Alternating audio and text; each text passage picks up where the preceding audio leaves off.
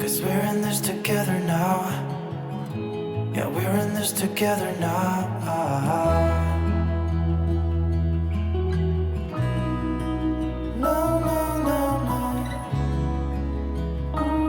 Hi everyone, welcome to the video. This is a different kind of video for us because it's a sit-down video, storytelling Q&A, and usually we do vlogs. So today we're gonna be telling you about how we reconnected with Tyanna's birth mother, or her first mom as I call her. We're gonna tell you all about how that first meeting went, and then we're gonna be doing a Q&A.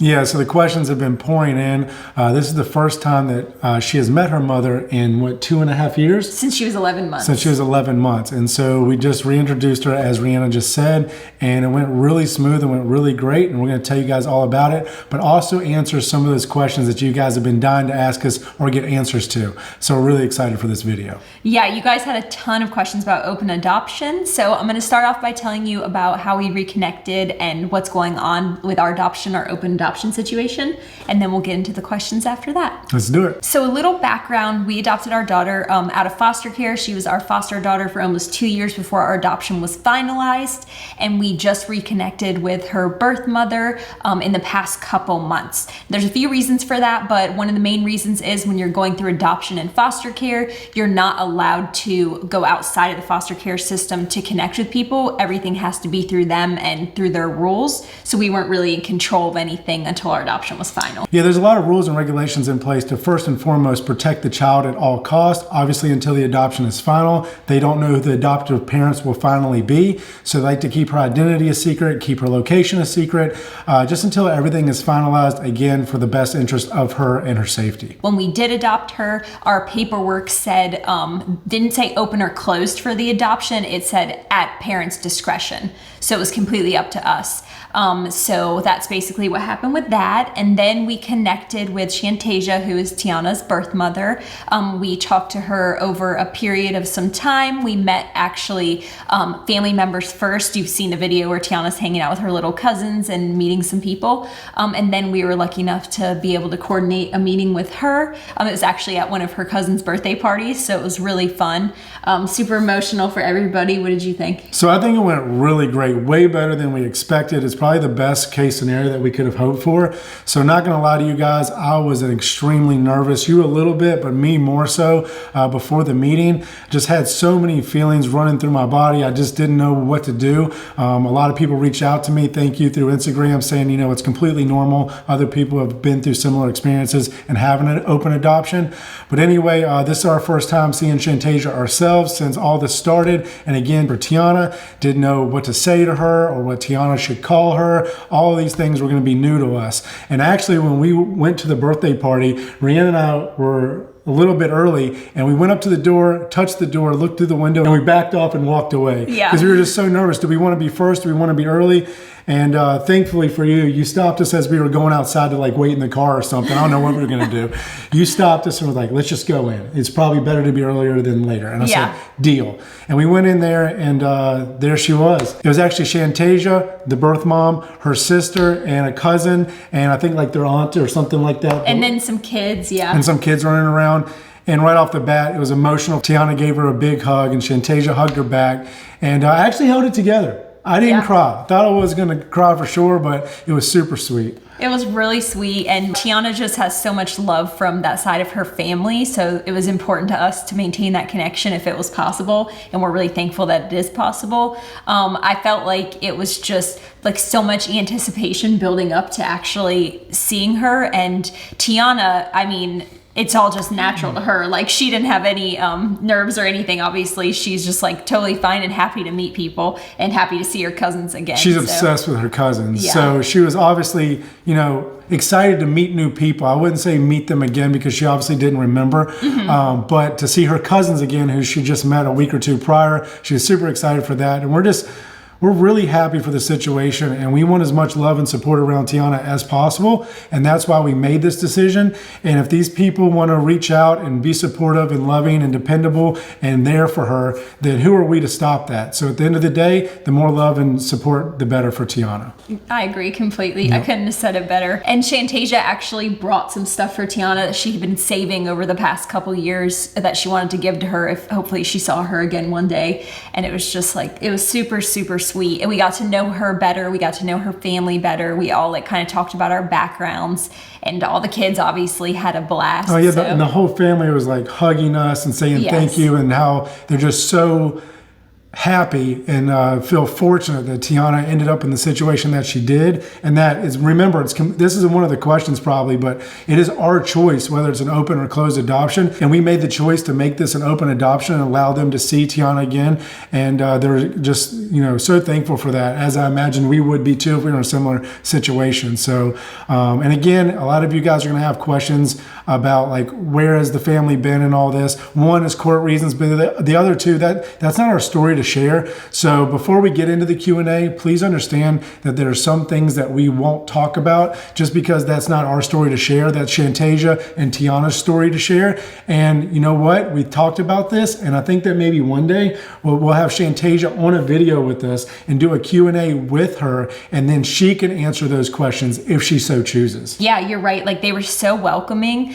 They said we're part of their family now. Like, basically, we're Tyanna's family, so we're their family. And they call her Haven because that's her middle name, and that's what they called her when she was a baby, which we didn't Which know. is such a pretty name. Like, I wish that we thought to call her that, like, as her nickname. We love our names for her, of course. Yeah. But Haven's such a pretty name. And the reason why we chose to keep her first and middle name was because they're just so pretty. Yes, and we thought she was named that for a reason, out of love. So Absolutely. There's nothing but love. Her birth mother loves her. She's always loved her, and she'll always be her mother, and Tyanna will always be her daughter, like, regardless of us. And so actually, Rhianna and her now text a lot, Shantasia. And last night we actually did our first FaceTime call, which was really good. I wish we had some recording of that just because it was so cool. Yeah. But again, we don't record everything, as you guys know. But some things we wish we had, not just for you guys to see, but for our own memories. But we do have some of that, and there'll be plenty more calls. So I'm excited for all that. Yeah, for sure. So how we're going to keep in touch is by doing FaceTimes, doing meetings in person when we can, like sending mail back and forth, because that's always exciting for kids, and just kind of however we can. I think it'll just naturally work itself out. Obviously, we don't have all the answers right now. So yeah, we could talk about this all day because we're just so happy at how it worked out so far. And of course, guys, we're being, protective of Tyanna throughout this entire situation. We're not rushing anything. We're not, doing anything that is too fast. So all these things will go as it comes, and we'll just let it naturally evolve. But please keep in mind and understand and trust that we will always put Tyanna first. Her safety, her protection, the love for her, all that will come first. So don't worry about that. But anyway, we'll stop yapping now, and we're going to get into the Q&A. Okay, yes, let's get started on the Q&A. Exciting stuff. You guys had great questions. And one of the top questions I'm going to start off with is, why did we choose an open adoption? Yeah, so you want me to answer this one? Yes, I have them all right here. So. All right, so we'll take turns answering them. So, like I kind of closed out the last segment with, is just that we want as much love and support around Tyanna as possible. And at the end of the day, we believe everybody deserves a second chance. And that's kind of what this is, for everybody involved. And so if this can work out and be a long-term relationship for Tyanna, then great. And another thing is too, is we want people around Tyanna that look like her, and we want her to be surrounded with her culture. And, Rhianna and I can do the best job as we want at that. And we think we do a great job, and we're constantly learning and educating ourselves to do better at that. But at the end of the day, it helps psychologically. And we've learned about this when you have people that look like you. Would you have anything to add to that? Yes, I've read a lot of psychology about adoptees, and specifically transracial adoptees, like growing up and having closed adoptions versus open adoptions. And a lot of the psychology says that children do better, they adjust better, they have better self-confidence when they're able to have an open adoption. We know that not everybody's able to. It's not safe in every situation or even possible. So I'm not saying that to say anything negative about closed adoptions, but I think that in our situation, it was best. Absolutely. All right, so question number 2. Oh, I get this one a lot too. Is Tyanna's biological father in the picture? Okay, I'll answer that. No, he is not. He has not been, and he will not be. And I hesitate to say anything with permanency, but it's highly unlikely he'll ever be involved in any way, shape, or form. Without going into any detail, that's where we're at with that. Agreed. Okay, next question. A lot of people had this question as well, is what if she tries to take her back? Or could the adoption be unadopted? Oh yeah, that is I just got that question before we got on here actually. Yeah. So it is a popular question, and no, that's not possible. Once the adoption papers are legally signed and the adoption hearing takes place, that's finalized. And Tyanna is now ours legally, just as if we had birthed her. So no, that's not a possibility. I can understand why people would be scared of that in certain situations. We wouldn't be worried about it even if that wasn't a legal scenario. Shantasia has thanked us several times for adopting Tyanna, and she is very thankful for the position and the home that she is in. But I could understand that being a popular question and being something people would be scared of, right? Yeah, people don't know, like people don't understand the legality behind adoption. And I've heard people actually say they were scared to adopt because they were scared the child would be taken back away from them. But once you legally adopt, that's impossible. There's nothing that the other people can do to even try to make that happen. Yeah. It's like everything is sealed and gone except for the new birth certificate with the adopted parents' names on it. I think she even got a new social security number. Yeah, she got new everything. And it's just not a possibility. I'm not saying that's never happened in the history of adoptions, but from what our social worker told us, that it's just not possible. Yeah. All right, so for the next question, how did you explain to Tyanna who Shantasia, her birth mother, was? Okay, so this is actually an ongoing thing. We've been reading adoption books. Tyanna knows she's adopted. She has known since she was a baby, and we always talk about it. So it was pretty easy. I've always told her that she came from another mommy's tummy because she's asked me before, like, remember when I was in your tummy? And so just because of what she's learning at like daycare and stuff. So I've always told her she came from another mommy's tummy and that she had another mommy that took care of her when she was a baby before I became her mommy. So she always knew that. So whenever we knew we were going to meet with Shantasia, we started telling Tyanna, like, hey, you're going to meet your mommy whose tummy you came out of. Do you remember you were in another mommy's tummy? And then she's like, yeah, okay. Like, she was all for it. So then when we met up with her, I said, like, Tyanna, this is the other mommy who took care of you when you were a baby and you were in her tummy. And to Tyanna, it made total sense. I think because it's been such an open conversation, like she didn't have any questions. She didn't really care. And she just was like, okay, cool. My tummy mommy. At the end of the day, she is only 3 years old. So a lot of this stuff is just way over her head, right? But we want to keep telling her about it, educating her about it. So that way, when she does reach an age where she starts to understand more, that'll kind of be just like a natural evolution to her, and she'll just kind of go with the flow on that and won't have so many questions. So we're just going to keep telling her, and we remind her all the time. And now with Shantasia back in her life, that will just become a normalcy to her. Mm-hmm. Okay, this is a good one for you. Okay. How do you go about setting like boundaries or like making rules, I guess, about the situation? Oh, okay. This is an interesting one because this is one of the emotions I had, right? Like, we had already established, you and I talked about it, that you were going to allow Tyanna to call Shantasia whatever she wanted, right? And vice versa. And I was like, oh, well, you're her mom, right? You're her mom and you're her mommy, and like I didn't want her saying that to anybody else at first. Like these are just emotions I had, and I'm just being honest with you guys. Same thing with like any of the biological family and stuff. I just wanted her, a selfish part of me just wants her to be ours and we're her family, right? But I'm gonna get emotional. Hold on. Hold on. I knew I couldn't make it. This isn't even a sad part. But at the end of the day, we just want what's best for Tyanna, and we can't let our personal emotions and selfish behaviors, natural tendencies get in the way of that. So whatever she thinks she wants or is best for her, and we agree that's best for her, we have to foster that. And so those are things that, we've discussed. Everything new, any type of new visitation or new phone call is discussed between us, and we both decide, okay, yes, we both agree that's what's best. Even if one of us are feeling like, no, I don't really like that much, or that doesn't make me feel great. Well, then we have to explore that feeling a little bit deeper. So boundaries are determined by after both of us have a discussion about whatever that matter is. And then if we both determine that is what is ultimately best for Tyanna in this entire situation, then even if one of us are feeling a little bit selfish in that scenario, we sacrifice that feeling for the betterment of Tyanna. Yes, you said it great. And that's actually a perfect segue into our next question. And what does Tyanna call Shantasia? So Tyanna has called Shantasia like several different things. We're trying not to like tell her what to call her and just see what she naturally wants to call her. But we're fine with her calling her mom, mommy, like mama, whatever she wants to call her. Shantasia, TT is Shantasia's nickname. So she's really just been calling her my mommy, mommy's tummy I came from. Like nothing really official. And when we are with her, she would just like talk to her. So we don't really know what she's like calling her. She's kind of stuck on the cousins thing. Yes. Because that's who we first introduced her to. So even when we bring up Shantasia, she asks where the cousins are. Yeah. And I think that is her association right now. But again, we'll let her call her whatever she wants. I think it would be probably better when she's addressing other people, you know, that's not in the family, that Shantasia is her bio mom or birth mom. We won't force that, but it would probably lower confusion a lot.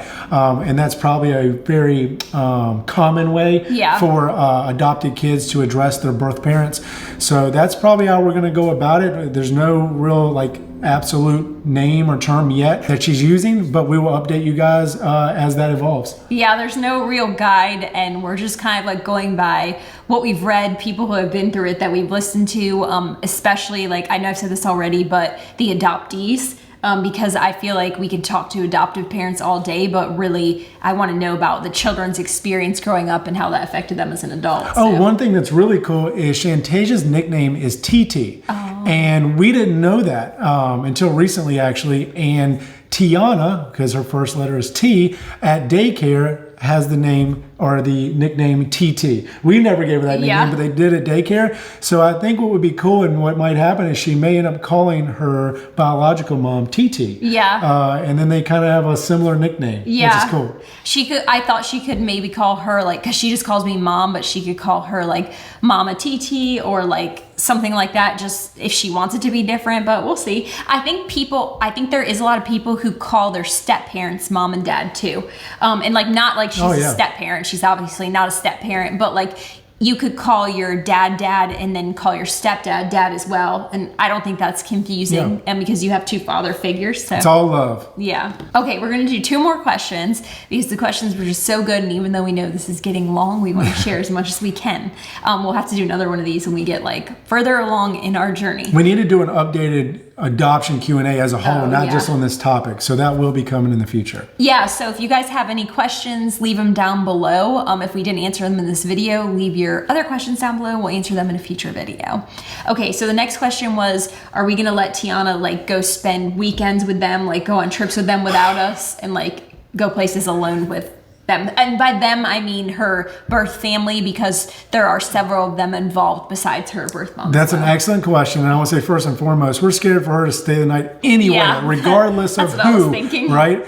She's never spent the night. She's never spent the night away from us ever, individually, because one of us have been on a trip or she worked nights, but she has never been one night without at least one of us.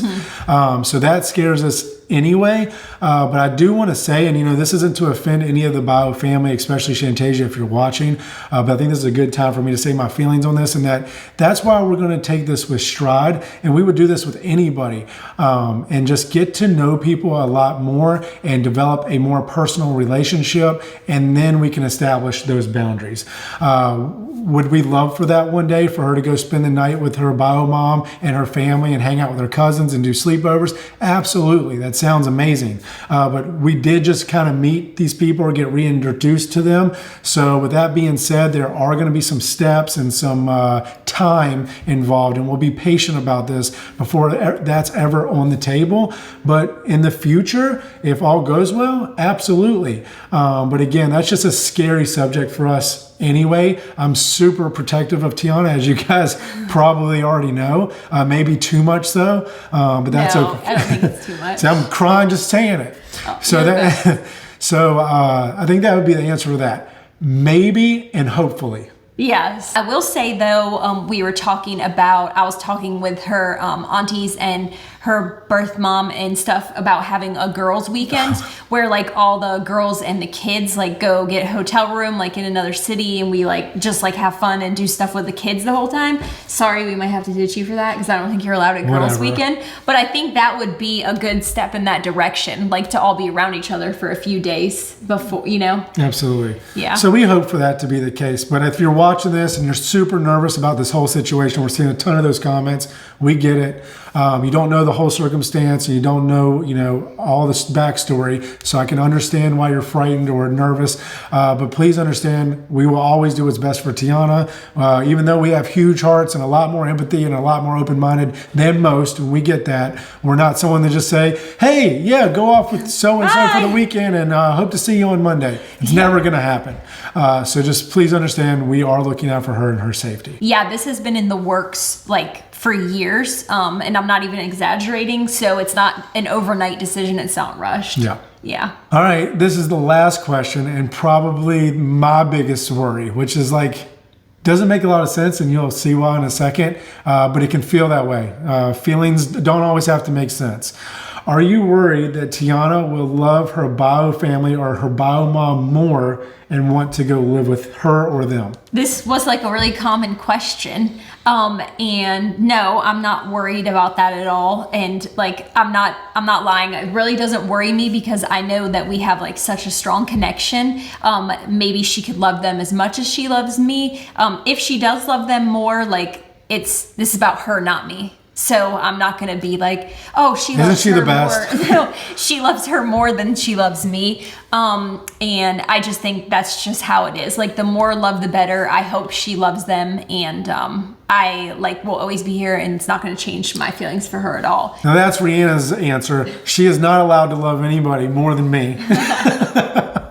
But seriously, I think I asked you that as like a concern before we went in, or the night before. I was like, you know, what if? And then like, if you really think about it, it's kind of illogical, right? She just met these people. And I'm not saying this can't develop into something like that, but you know, just imagine if your birth child at the age of 3 or 4 just met somebody.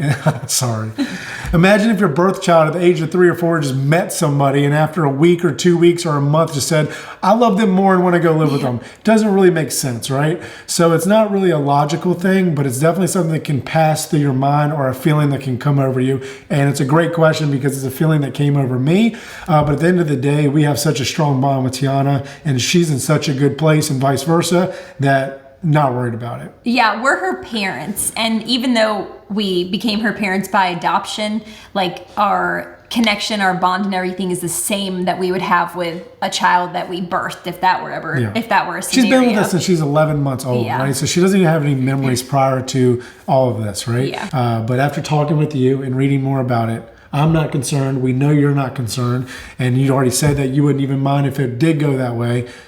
She's crazy. No, I'm just, as long as like she's happy, and we're always going to be her security and her support system. I don't think it'll go that way, but people did say, are you worried she'll want to live with her? I'm not worried about that at all, but I will say I am prepared for when she becomes a teenager and the grass is always greener on the other side. We know she's going to get mad at us sometime and be like, I hate you. I want to go live with my other mom. Oh my gosh. Obviously that'll happen. All teenagers say mean stuff to their parents, or even kids. When I was growing up, I grew up with just my mom and my siblings, and I remember like if we were in a really bad argument, not getting along, then I may say like, well, I want to go live with my dad, and she'd be like, well, good luck. Yeah, let me know if that works out for you. If you grew up in a split household, you've probably said this to a step parent or to your main parent, you know, that you're moving out, you want to go live with the main parent. I think I hear. All right, so it's late. It's like 10:20, and we had to film this at night because we didn't want to film with Tyanna. I think she's coming down the stairs. I think she's out of bed. So I'm gonna go grab her. No, I really think she's right there. You really? I think so. I could be wrong. So. Okay, should I keep talking? Hold on. Okay, I'll just wait a second. Oh yeah, I didn't want to hear stuff. I didn't hear anything. All right, never mind.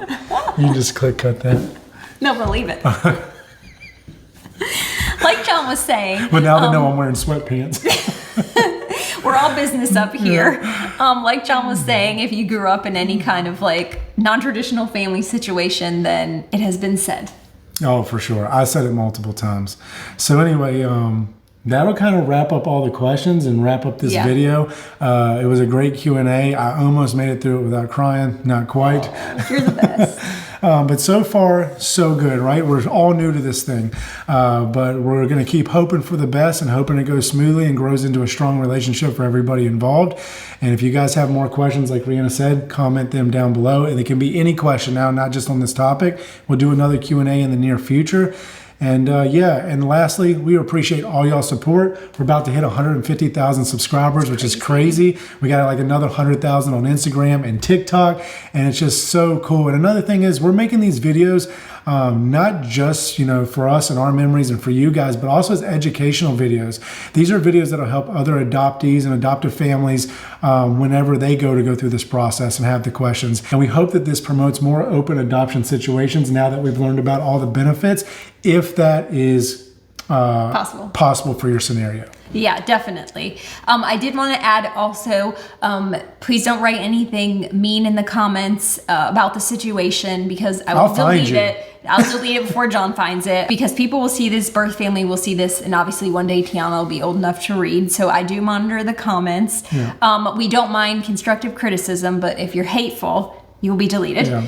And yeah, we love you guys. Like, it's overwhelmingly positive, so I hate to even have to say that. I just wanted to kind of throw that out there. And we'll be back to our normal vlogs next week. We love that you guys are enjoying the YouTube shorts, because we're having a blast making them. We're going to get back to traveling. Yes. We got some trips coming up. So guys, thanks again for watching this video. If you liked it, hit the thumbs up. Subscribe if you want to see more videos. And thank you guys for your support. See you next week.